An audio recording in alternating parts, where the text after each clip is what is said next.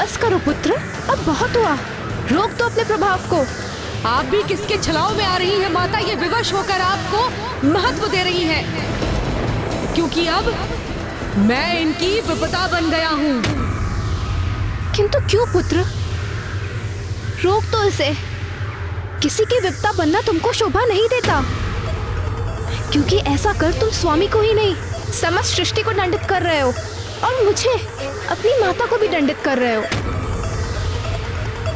बस करो पुत्र, अब बहुत हुआ। रोक दो अपने प्रभाव को। रुक जाओ पुत्र।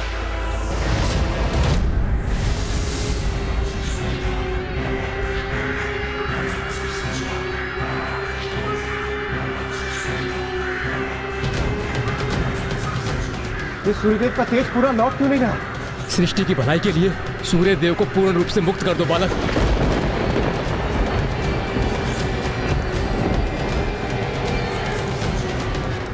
तुम्हारी माता मेरी ही प्रतिछाया है, इसलिए मैं भी तुम्हारी माता के समान ही हूँ। अपनी माता का अनुरोध सुनो पुत्र। रोक दो इस अनर्थ को। इसी में हम सभी का कल्याण निहित है पुत्र। अपनी माता का आदेश सुनो पुत्र। अपनी दृष्टि से उत्पन्न इस प्रभाव को लौटा दो।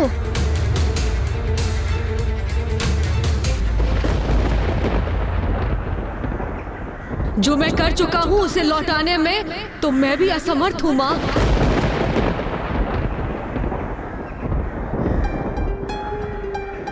नहीं, ये नहीं हो सकता। इस प्रकार तो समस्त सृष्टि सूर्यदेव के प्रकाश से वंचित होकर विनाश के निकट पहुंच जाएगी। अर्थात इस प्रलय को कोई नहीं रोक सकेगा। न सृष्टि शेष रहेगी, न स्वर्ग, न देव शेष रहेंगे, न दानव। तो क्या अब सभी का अस्तित्व नष्ट हो जाएगा?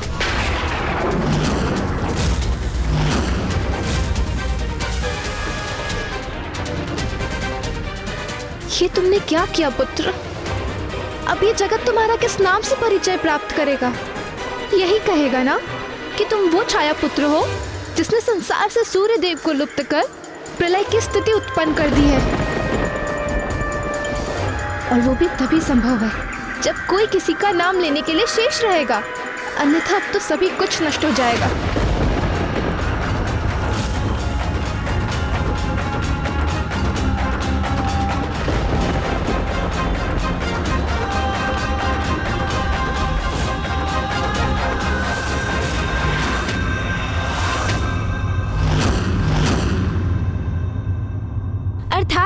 तब संपूर्ण जगत, समस्त सृष्टि उस शीत से प्रभावित होकर जड़ हो गई थी लंकेश। हाँ, ऐसा ही हुआ था। फिर क्या हुआ? सब कुछ यथावत कैसे हुआ? इसमें कौन सहायक बना लंकेश? ऐसी विकट स्थिति में भला और कौन सहायक बन सकता था? लंकेश जी, जल।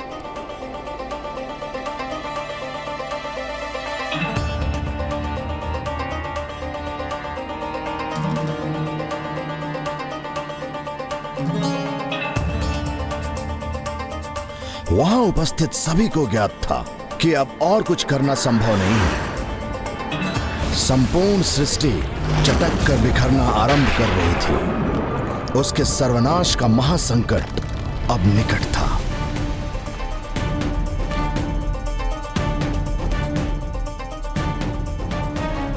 तब सभी ने मेरे प्रभु महादेव शिव शंकर शंभु का स्मरण किया और सभी ने मिलकर उनका स्तुति गान आरंभ किया। ओम त्र्यंबकं यजामहे सुगंधिं पुष्टिवर्धनम्। इस दिव्य मंत्र के उच्चारण से जिस अनुपम शक्ति और भक्ति का संचार हो रहा है वो मुझे अत्यंत प्रभावित कर रहा है। ओम त्र्यंबकं यजामहे सुगंधिं पुष्टिवर्धनम्।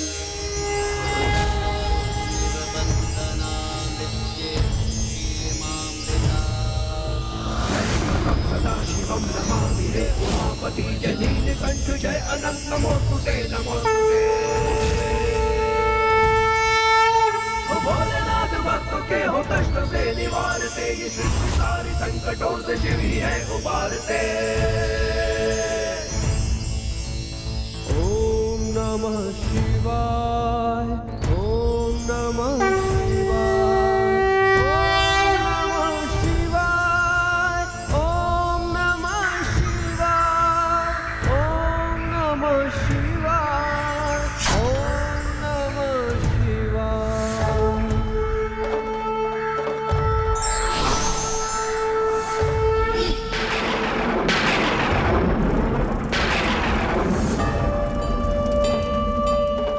प्रणाम महादेव, आपके दर्शन पाकर मैं कृतार्थ हुई। महादेव प्रणाम। महादेव प्रणाम महादेव।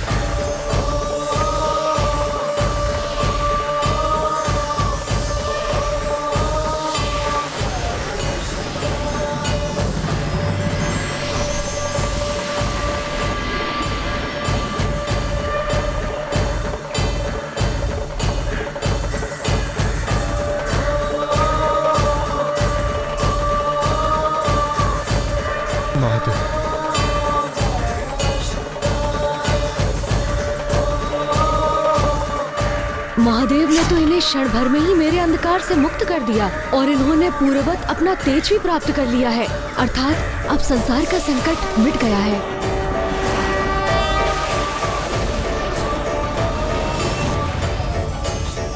महादेव की, जगत पिता महादेव की, जगत पिता महादेव की, महादेव की, जगत पिता महादेव की।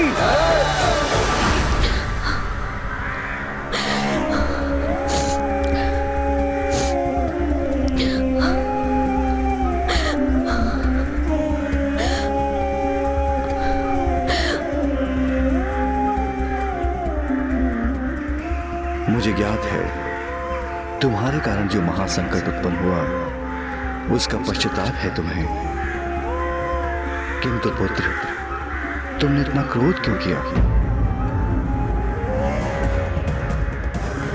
प्रभु, माँ की पीड़ा मुझसे नहीं सही जाती। उनके गर्भ से जन्म लिया है मैंने, उनका अंशी तो हूँ। उनका दुख मुझे दुखी करता है। देवी छाया, जिनका अस्तित्व ही मेरे लिए भ्रम के समान था, मेरे द्वारा उनका परित्याग कहाँ अनुचित है? उनके अपमान से मैं अपमानित होता हूँ और उनके कष्टों से उत्पन्न पीड़ा मेरे अंतर को भेद देती है। अपनी माँ को अपमानित और पीड़ित अवस्था में मैं कभी भी नहीं देख सकता प्रभु।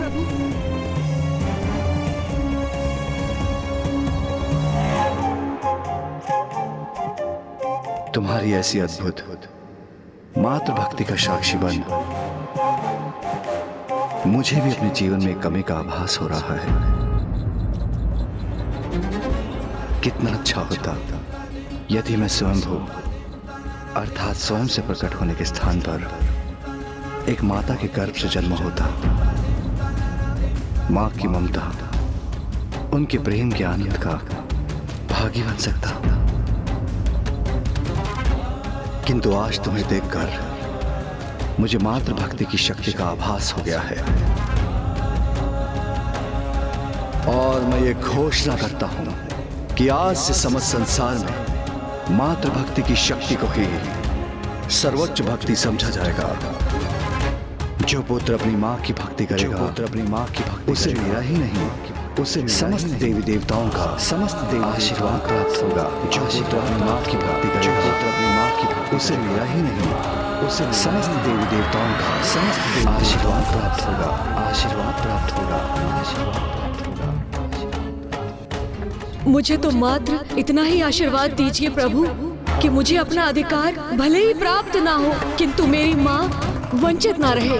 उन्हें वो स्थान, वो आदर्श प्राप्त हो जो उन्होंने अपने सुख कर्मों से अर्जित किए हैं।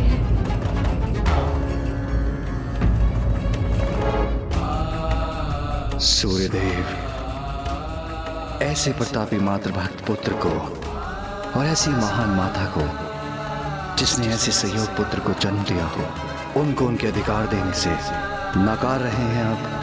अत्यंत महान व्यक्तित्व और अति उत्तम जीवन मूल्य है इन दोनों माता पुत्र के। जहां एक और ये निष्ठावान पुत्र अपनी माता को उसके कर्मों का सुफल दिलवाने का प्रयास कर रहा है, और वहीं दूसरी ओर ये महान माता जो करुणा, ममता और त्याग का प्रतीक है, उन्हें उनके अधिकारों से वंचित रख रहे हैं आप। माँ तो स्वयं भगवान का ही स्वरूप होती है, उसे रुष्ट करने का अर्थ होता है भगवान को रुष्ट करना।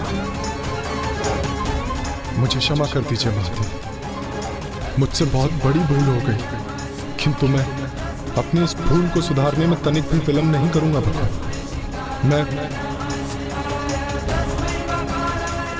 मैं इन्हें इनके अधिकार अवश्य मैं ये वचन देता हूँ।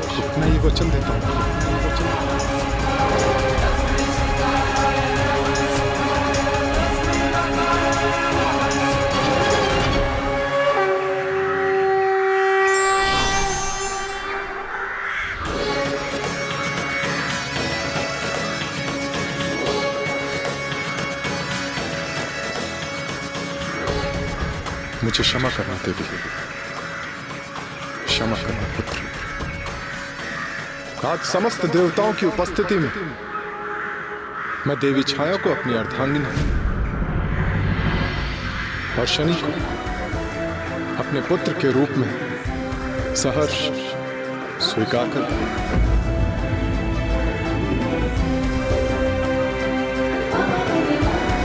सूर्यपुत्र की, सूर्यपुत्र की, सूर्यपुत्र की। बालक हो, ना समझ हो, इसीलिए ऐसी अनुचित मांग रख रहे हो। और जिस प्रकार तुम व्यवहार कर रहे हो एक उद्दंड, एक पथभ्रष्ट बालक के समान, तो तुम्हें तो अपने पुत्र का अधिकार देने का कोई प्रश्न ही नहीं उठता। मुझे चेतावनी देने का दुस्साहस कर रहे हो। अपनी माँ की आज्ञा का पालन करना भी नहीं सीखा तुमने, उद्दंड बालक। उनकी आज्ञा सुनो और चले जाओ यहाँ से। रुकिए, रुकिए, रुकिए।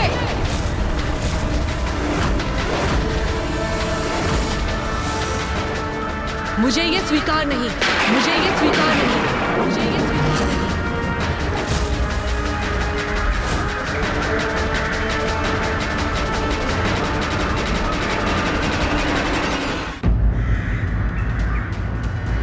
मुझे आपका पुत्र पुकारे जाने की कोई इच्छा नहीं।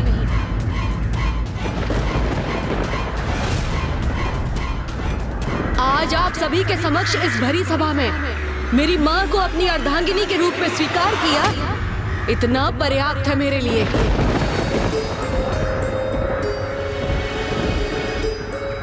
जिस पुत्र को आपने पूर्व में अस्वीकार किया था, उसको आपकी दया की कोई आवश्यकता नहीं। ये तुम क्या कह रहे हो पुत्र? ये पिता है तुम्हारे। तो इन्हें पिता का दायित्व तब भी नहीं भूलना चाहिए था जब मैं आपकी गर्भ में था। पुत्र, जो भूल अतीत में हो चुकी है उसे भूल जाओ। क्षमा करो अपने पिता को। नहीं माँ, मेरे लिए भूलना असंभव है, और वैसे भी मुझे नहीं चाहिए इनकी दया। आप प्रसन्न हैं माँ, इतना पर्याप्त है मेरे लिए। किंतु मैं इन्हें कभी भी क्षमा नहीं कर सकता। इन्हें अपने पिता के रूप में कभी भी स्वीकार नहीं कर सकता। यदि ये तुम्हें अपने पिता के रूप में स्वीकार नहीं है, तो तुम भी मुझे अपने पुत्र के रूप में स्वीकार नहीं हो।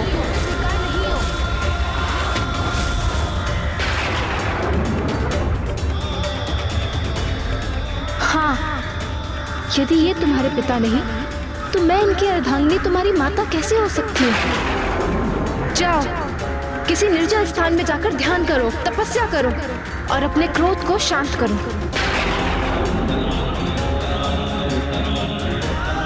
तब तब मेरे पास लौट कर आना और इन्हें अपने पिता के रूप में स्वीकार करना।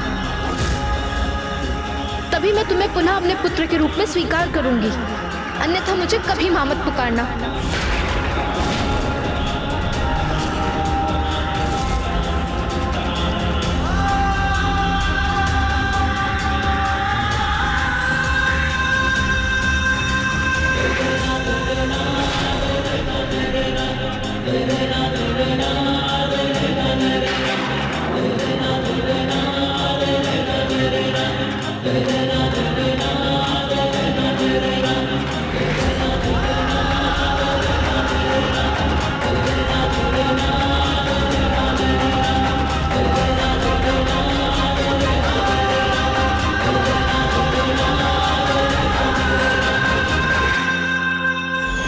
ये कितना दुखद था ना लंकेश, जिस पुत्र ने अपनी माता को उनका अधिकार दिलाने के लिए इतना कठिन श्रम किया, उसी ने अपने क्रोध के कारण स्वयं को उनका पुत्र पुकारे जाने का अधिकार खो दिया।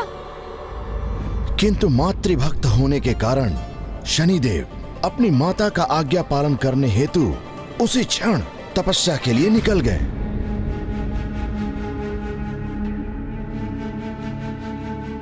जाओ, किसी निर्जल स्थान में जाकर ध्यान करो, तपस्या करो और अपने क्रोध को शांत करो। तब मेरे पास लौट कर आना और इन्हें अपने पिता के रूप में स्वीकार करना। तभी मैं तुम्हें पुनः अपने पुत्र के रूप में स्वीकार करूंगी, अन्यथा मुझे कभी मां मत पुकारना।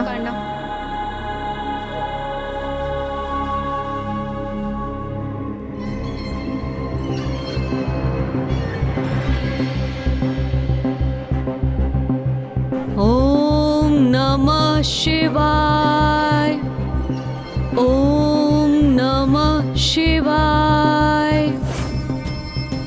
उसके उपरांत बालक शनि अपने घोर तपस्या में ऐसे डूबे कि अनेक वर्षों तक धूप, आंधी, वर्षा, शीत आदि सहकर निरंतर अपनी तपस्या में लीन रहे और एक मनोहर आकर्षक नवयुवक में परिवर्तित हो गए।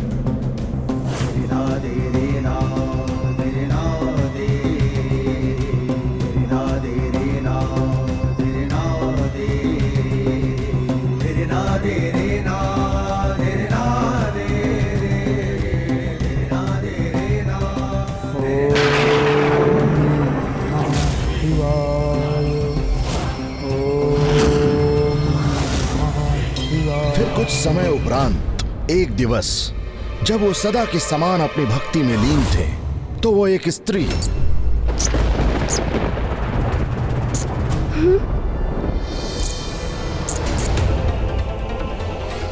कौन है मेरे पीछे?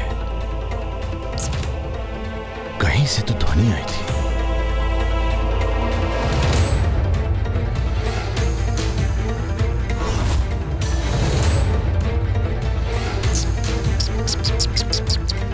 मूषक जी,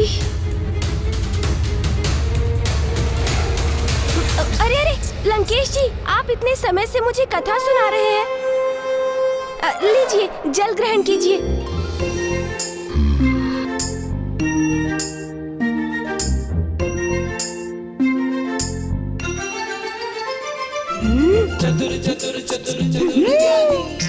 मूषक जी भी ना शांत रहकर कोई कार्य भी नहीं कर सकते।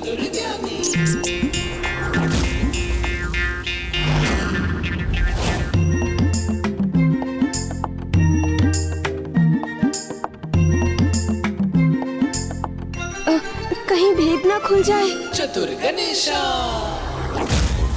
कोई है जो हमारा पीछा कर रहा है।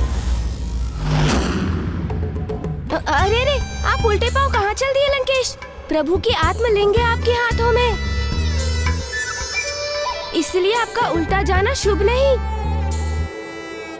आप यहाँ रुकिए, मैं देखता हूँ कि वास्तव में वहाँ कुछ है भी अथवा मात्र भ्रम है आपका। और मेरी चिंता तनक भी मत कीजिए आप। मैं भी शिव पुत्र हूँ, बड़ी से बड़ी विपदा का सामना करने में समर्थ हूँ मैं। आप अभी देखिएगा, मैं अभी गया और अभी आया। जय हो शिव शंकर शंभू।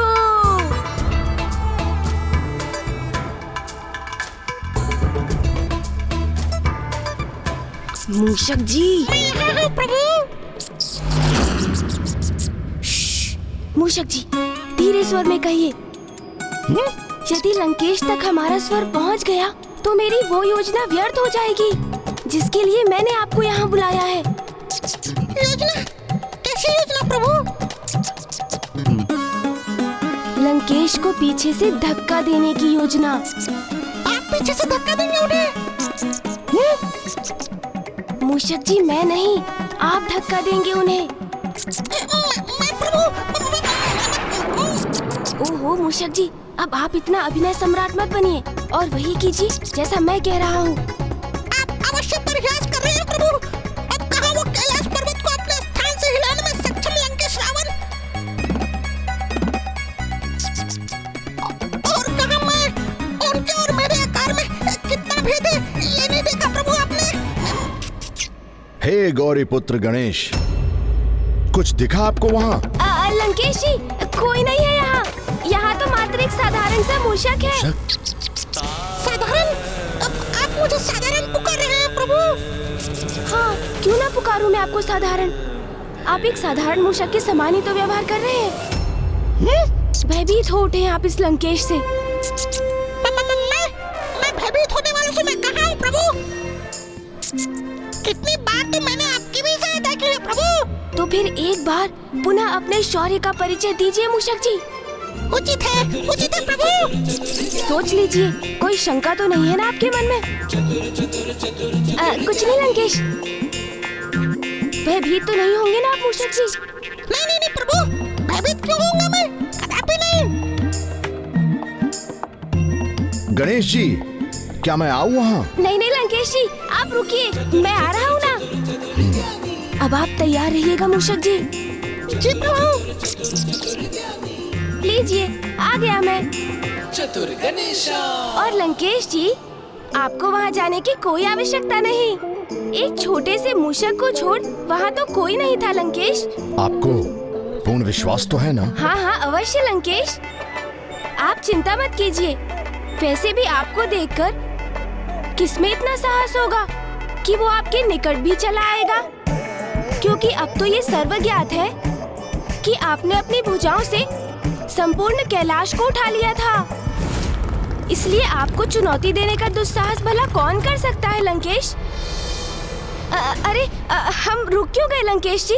निरंतर कथा कहते हुए आगे बढ़ते रहिए ना, अन्यथा आपको लंका पहुंचने में विलंब हो जाएगा। हाँ, तो मैं कहाँ था?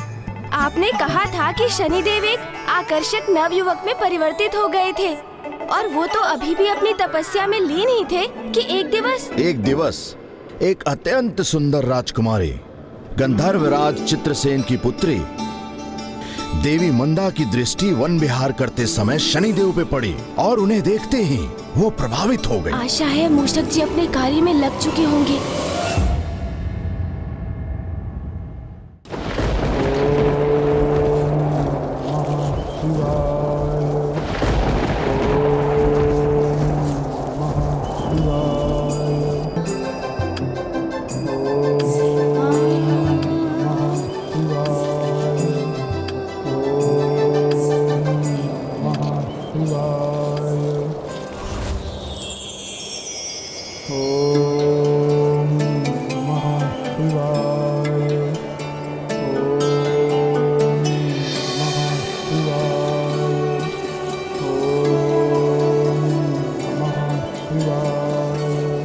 मन तो करता है इन युवा तपस्वी को निहारती ही रहूं, जिन्होंने युवावस्था के समस्त मनोविनोद के आकर्षण को त्याग कर तपस्या का कठिन मार्ग चुना है।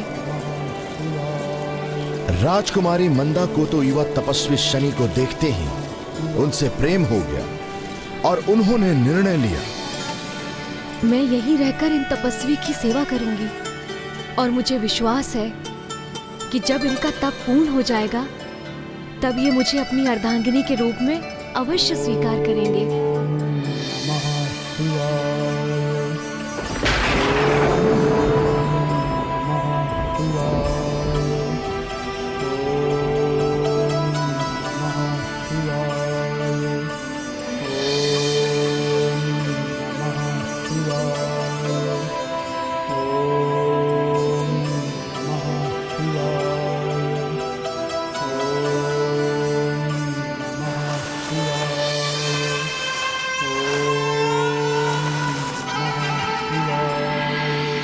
इस प्रकार अपार सौंदर्य की धनी राजकुमारी मंदा ने शनि की सेवा में कोई कमी नहीं रहने दी। अर्थात मूषक जी तैयार है।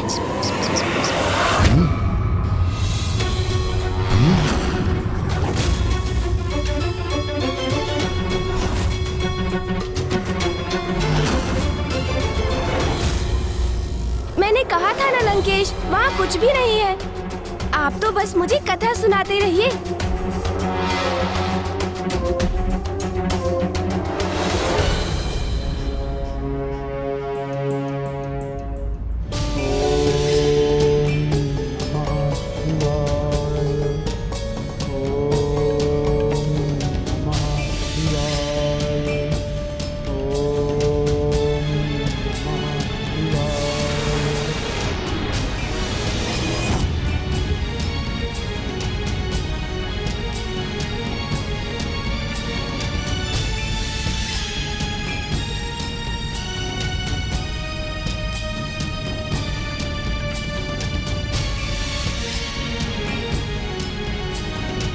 अपनी चिंता त्याग कर वो तो निरंतर तपस्वी शनि की सेवा में डूबी रहती। विकट दुविधाओं का समाधान तो आपका ये मूषक ही प्रदान करता है प्रभु। आप देखिएगा आपके आदेश अनुसार कैसे धक्का देता हूँ मैं इस लंकेश को। किंतु शनि तो अपनी तपस्या में ही लीन रहे। उन्हें तो जैसे आभास ही नहीं था कि अत्यंत सुंदर राजकुमारी एक साधारण सेविका के समान उनकी सेवा कर रही है। सब कुछ इसी प्रकार चलता रहा, किंतु एक दिवस महाबवंडर आया। फिर क्या हुआ दशानन? वही जिसका भय था।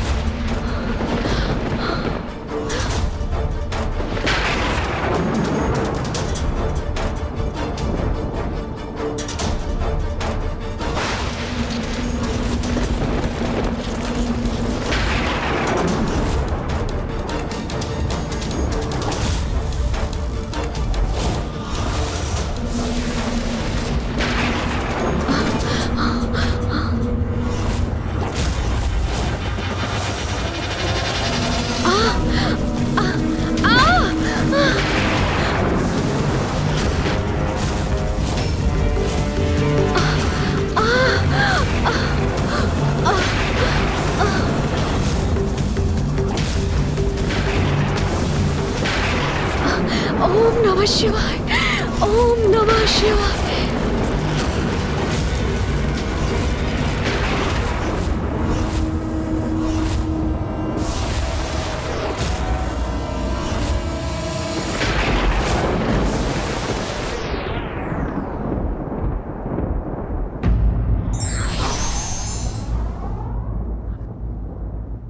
आत्म संयमी होने से व्यक्ति भक्ति मार्ग की ओर बढ़ता है, जिससे क्रोध सहित अन्य विकारों पर भी नियंत्रण पाया जा सकता है।